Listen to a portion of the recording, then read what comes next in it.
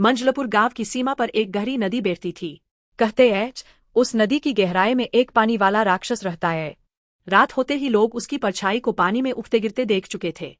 रिया, गांव की सबसे खूबसूरत लड़की, और करण, जो बचपन से उससे प्यार करता था। लेकिन करण का अतीत डरावना था।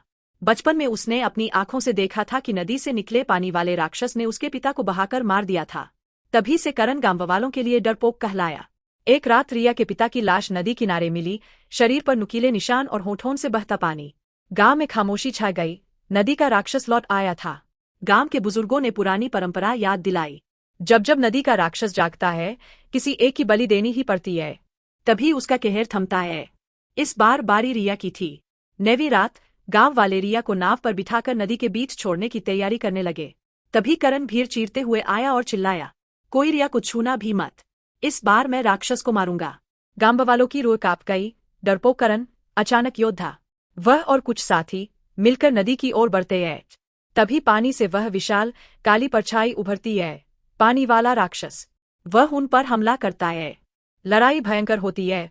राक्षस एक को मारकर लौट जाता है, पर करण और उसकी टीम पीछे नहीं हटती।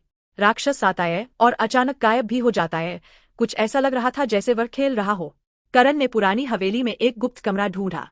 वहां एक लकड़ी का पुतला रखा था, जिस पर काले धागे और गीली मिट्टी लिपटी थी। कहा जाता था कि यही राक्षस का आमंत्रण द्वार था। करण ने पुतले को जाल में फंसाया। सभी दरवाजे अपने आप बंद हो गए। अचानक दीवारों से हथियार बरसने लगे, जैसे किसी ने पहले से ही मौत का जाल तैयार किया हो। करण बच निकला और आखिरकार राक्षस को लोहे के बने पिंजरे में कैद कर लिया। गांव में खुशी की लहर दौड़ गई। सबने सोचा कि अब आतंक खत्म हो गया। लेकिन उसी रात एक बूढ़े ने देखा, पिंजरा खाली था। अगले दिन दर्जनों लाशें मिली, सबके शरीर सूखे और आंखें फटी हुईं। गार खून से लाल हो चुका था। करण और उसकी टीम फिर निकली। लड़ाई भयानक थी। राक्षस ने करण को पकड़कर जमीन पर पटक दिया। उसकी सांस टूटने लगी। रिया चीख रही थी। राक्षस रिया की ओर बढ़ा। तभी करण, खून से लथपथ, अचानक उठ खड़ा हुआ। उसने राक्षस की आंखों में तेजी से त्रिशूल जैसी नुकीली छड़ घोंप दी।